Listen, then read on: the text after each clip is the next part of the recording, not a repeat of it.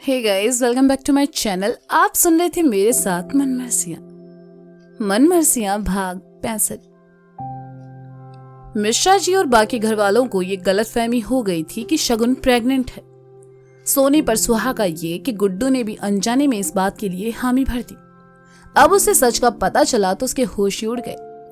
गुड्डू ने शगुन की ओर देखा तो शगुन ने अपने कंधे उचका दिए। वेदी अंदर से मिठाई ले आई और सबसे पहले गुड्डू को खिलाते हुए कहा, मुबारक हो गुड्डू भैया। उसके बाद शगुन को भी बड़े प्यार से खिलाया। मिश्रा जी डिब्बा लेकर सामने खड़े सोनू के पापा की ओर बढ़ गए। गोलू गुड्डू के पास आया और कहा, अरे मुबारक हो भैया, सोचा नहीं था इतनी जल्दी ये खुशखबरी मिलेगी सुनने को। गुड्डू गोलू को साइड में लेकर आया और कहा, अबे गोलू ऐसा कुछ नहीं है। अरे शर्माओ नहीं भैया, हमें सब पता है, हम चाचा बनने वाले हैं। साला इससे बड़ी खुशी की बात और क्या हो सकती है। गोलू कुछ सुनने को तैयार ही नहीं था।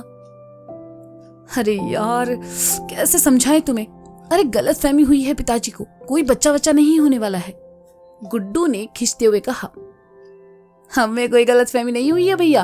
अब भाभी और तुम्हारे बीच इतना प्रेम है, सब तो होना ही था एक दिन, नहीं? गोलू ने कहा, अरे शगुन प्रेग्नेंट नहीं है। गुड्डू ने कहा, तुम इतना यकीन के साथ कैसे कह सकते हो? गोलू ने जिदते हुए कहा, बेटा प्रोसीजर हमें भी पता है, हम कभी शगुन के इतना करीब गए ही नहीं, तो ये सब कैसे होगा वा? गुड्डू ने कहा, इसका मतलब बच्चा तुम्हारा नहीं है? गोलू ने हैरानी से तेज आवाज में कहा।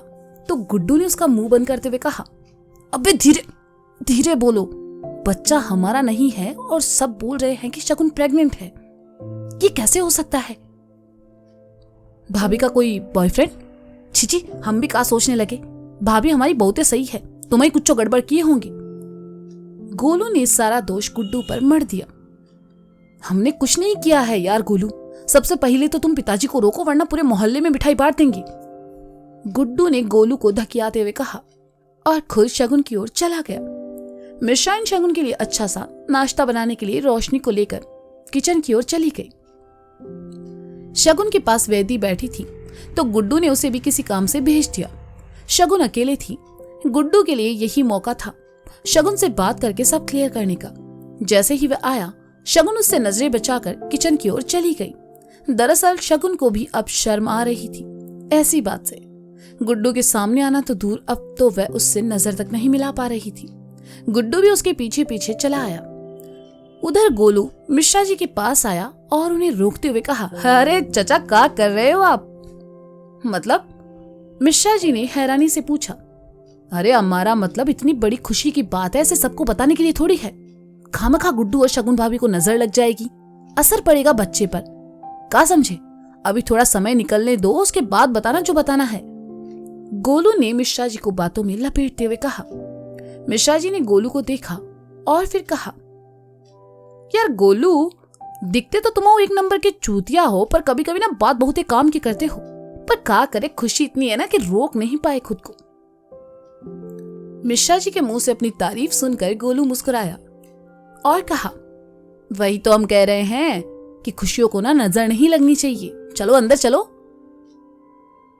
गोलू की तरकीब काम कर गई और मिश्रा जी उसके साथ अंदर चले आए। उधर शगुन गुड्डू से बचते बचाते किचन में आ गई।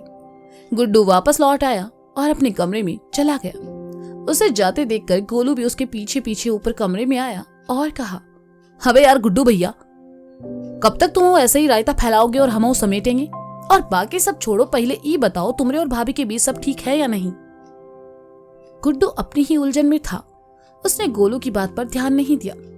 गोलू उसके पास आया और उसे हिलाते हुए कहा, अरे हम कुछ पूछ रहे हैं। क्या बताएं? नहीं बोलो, क्या बताएं? नहीं है हमारे और उनके बीच कोई रिश्ता, नहीं करते हम उनसे प्यार, हम दोनों एक कमरे में रहते तो हैं पर सिर्फ दोस्त बनकर। और बताओ क्या सुनना चाहते हो, और कुछ सुनाए तुम्हें? गुड्डू ने गुस्से से कहा। गुड्डू को गुस्से में देखकर गोलू सहम गया और धीरे से कहा, भैया हमारा वो मतलब नहीं था। तुम्हारा कोई भी मतलब हो यार गोलू, कोई कुछ भी करे, गलत हम होते हैं। सब सही करने जाते हैं पर साली हमारी किस्मत हमारे आगे आकर बोलती है ऐसे कैसे बाबू, और हमारे लग जाते हैं। शगुन के साथ हमारा रिश्ता वैसा नहीं है जैसा तुम सबको लगता है। हमने पहले ही दिन उन्हें हमारे और पिंकी के बारे में बता दिया था। उसके बाद से हमने उनको या उन्होंने हमें उस नजर से देखा ही नहीं। तो फिर ये बच्चे वाली बात, और हमें गुस्सा शगुन पर आ रहा है कि वो काहे चुप है। गुड्डू को परेशान देखकर गोलू ने कहा, अरे अरे भैया, तुम ना चिंतियाओ नहीं, हमें पूरा यकीन है तुम कुछ गलत नहीं किए होंगे। शगुन कमरे में आई। जब गुड्डू और गोलू को देखा तो जाने लगी, लेकिन गुड्डू ने आगे बढ़कर उसे रोका और दरवाजा बंद करके कहा, ये सब क्या हो रहा है? पिताजी से किसने कहा कि तुम हमारा मतलब ये बच्चे वाली बात कहां से आई? हाँ भाभी, सच कहा है तो तुम्हें ही बता सकती हो, गोलू ने भी कहा। तो शगुन ने गुड्डू की ओर देखा और फिर नजरें झुकाकर कहने लगी, सब लाजो की गलतफहमी की वजह से हुआ है। रात में कुछ खा लिया था जिसकी वजह से सुबह उल्टी हो रही थी। लाजो और माँ जी को लगा मैंने उन्हें सच बताने की कोशिश की, लेकिन कोई सुनना ही नहीं चाह रहा था और ये सब हो गया। उस लाजो का तो मैं खून, कहकर गुड्डू जैसे ही जाने को हुआ, गोलू ने लपक कर उसे पकड़ा और रोकते हुए कहा, अरे भैया ठंड रखो। अबे गोलू, मतलब हम ही मिलते हैं क्या यार सबको? जब देखो तब कोई ना कोई चरस बोता रहता है हमारी जिंदगी में। गुड्डू ने रोनी सी सूरत बनाकर कहा, आई एम सॉरी, मेरी गलती की वजह से आपको परेशानी हो रही है। शगुन ने कहा, अरे नहीं भाभी, तुम काहे सॉरी बोल रही हो? जो हो गया सो हो गया, किसी को कुछ कहने की जरूरत नहीं है, गोलू ने कहा। अच्छा, तुमको लगता है बड़के मिश्रा जी शांत बैठेंगे? उनका बस चले ना तो गोलू तो अभी के भी पूरे कानपुर में खबर कर दें, गुड्डू ने खींचते हुए कहा। इमा, मिश्रा जी की क्या गलती है बे? इतनी बड़ी बात सुनकर बंदा पगलेगा ही। अच्छा, हमारे पास एक आइडिया है, गोलू ने कहा। तुम अपना आइडिया अपने पास ही रखो, समझे? गुड्डू ने गुस्से से कहा। सुन तो लीजिए गोलू जी क्या कह रहे हैं, शगुन ने कहा। उसे कुछ कुछ बातों में गोलू समझदार लगता था। शगुन का सपोर्ट पाकर गोलू ने कहा, देखो मिश्रा जी तुमसे है खुश, तो यही मौका है, जाकर उनसे अपने ऑफिस के लिए पैसे मांग लो, खुशी खुशी दे देंगे। उसके बाद जब अपना काम चल जाएगा तो उन्हें वापस लौटा देंगे। तुम्हारा सपना पूरे होने की खुशी में मिश्रा जी बच्चे वाली बात भूल जाएंगे और फिर सही मौका देखकर तुम दोनों उनको सच बता देना। कैसा है आइडिया? बहुते बकवास है, एक मुसीबत से निकलकर दूसरी में डालने वाले हो तुम, समझे गोलू? गुड्डू ने कहा। भाभी आप ही बताओ सही है कि नहीं, गोलू ने शगुन से पूछा। सही तो है, लेकिन वो हर्ट होंगे और उन्हें सब पता चलेगा, शगुन ने कहा। हर्ट तो वो अभी भी होंगी जब आप लोग उन्हें सच बताओगी। इससे अच्छा है ना बाद में बताओ, ताकि ज्यादा हर्ट ना हो और तुम्हारे काम की खुशी में वो ये सब बातें भूल जाएंगे और तुमको माफ भी कर देंगे, गोलू ने कहा। शगुन सोच में पड़ गई। गोलू अपनी जगह सही था, इस वक्त इस समस्या का यही हल था, लेकिन गुड्डू को गड़बड़ लग रही थी और ये गड़बड़ सही थी, इसलिए उसने कहा, बेकार आइडिया है, हम बता रहे हैं। आपके पास कोई दूसरा आइडिया है? शगुन ने गुड्डू को घूरते हुए कहा। गुड्डू को शगुन का घूरना अच्छा नहीं लगा, तो उसने गोलू से कहा, ठीक है, लेकिन पिताजी से बात कौन करेगा? तुम करोगे और कौन करेगा? बाप है तुम्हारे, कोई दानव थोड़े हैं जो खा जाएंगे तुमको, गोलू ने कहा। तुम भी साथ चलोगे? गुड्डू ने उठते हुए कहा। हम क्या करेंगे साथ जाकर? गोलू, जो कि खुद मिश्रा जी से डरता था, उसने कहा। वो कहा है ना, तुम पार्टनर बने हो ना, तो 50-50 हर काम में रहेगा। चलो अब, कहकर गुड्डू गोलू को घसीटते हुए ले जाने लगा। चलते चलते पलटा और शगुन से कहा, आपसे तो हम बाद में निपटेंगे। शगुन ने सुना तो दूसरी ओर देखने लगी और गुड्डू गोलू को लेकर वहां से चला गया। गुड्डू और गोलू नीचे आए। मिश्रा जी नाश्ता करके उठे ही थे और तख्ते पर बैठे किसी को फोन लगा रहे थे। गुड्डू और गोलू सामने आकर खड़े हो गए। अब बोले कौन? मिश्रा जी ने कुछ देर दोनों को देखा और फिर कहा, नौटंकी में हिस्सा लिए हो? दोनों ने नामी गर्दन हिलाई। तो मिश्रा जी ने फिर कहा, तो बोल काहे नहीं रहे? चाचा, वो गुड्डू भैया को ना आपसे कुछ बात करनी है। गोलू ने तलवार गुड्डू की गर्दन पर लटका दी और खुद साइड खिसक गया। मिश्रा जी ने गुड्डू को देखा तो गुड्डू ने हिम्मत करके कहना शुरू किया, वो हम ये कहना चाह रहे थे कि हमने और गोलू ने काम शुरू किया है, वेडिंग प्लानर। शुरुआत करने के लिए थोड़े पैसे चाहिए, बाद में जब काम सेट हो जाएगा तो लौटा देंगे। मिश्रा जी ने सुना तो कहा, कोनो और काम नहीं मिला बेटा?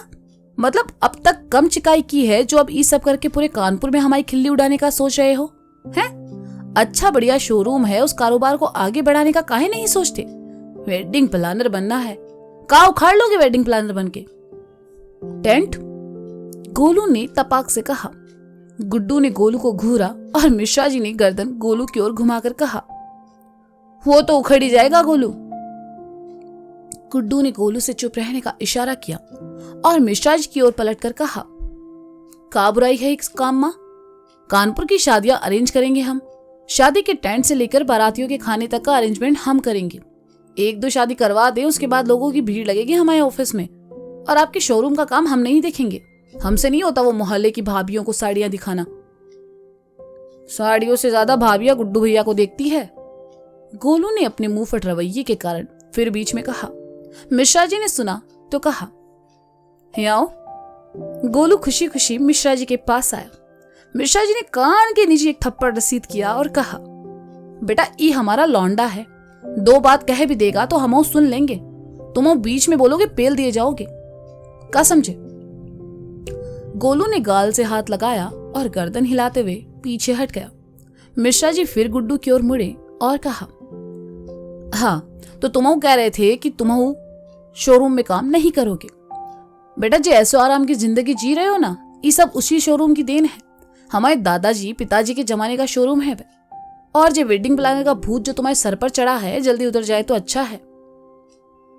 हम मजाक नहीं कर रहे हैं पिताजी, हमारा सपना है ही, और आप देखना एक दिन आपको हम पर नाज होगा। गुड्डू ने कहा, हम भी मजाक नहीं कर रहे हैं गुड्डू, ऐसे कामों में बर्बाद करने के लिए पैसा हमारे पास बिल्कुल नहीं है।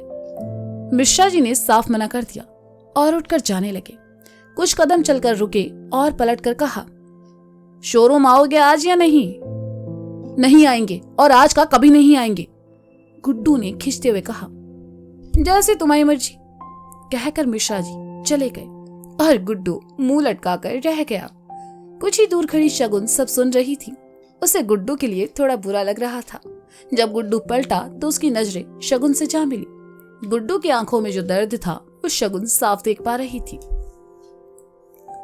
तो दोस्तों ये था मनमर्जियां भाग 65। इसका अगला भाग आप जल्द ही सुनेंगे मेरे साथ। तब तक के लिए शुक्रिया, बाय बाय, अपना ख्याल रखिए और हाँ सुनते रहें मनमर्जियां मेरे और बेचारे गुड्डू के साथ। बेचारा गुड्डू, आपको क्या लगता है मिश्रा जी उसकी मदद क्यों नहीं करना चाहते? कोई राज है या फिर उनको भी गुड्डू नालायक ही लगता है? ये तो आपको आगे जानने को मिलेगा और तब तक आप बने रहिए मेरे साथ इस कहानी में। Bye bye.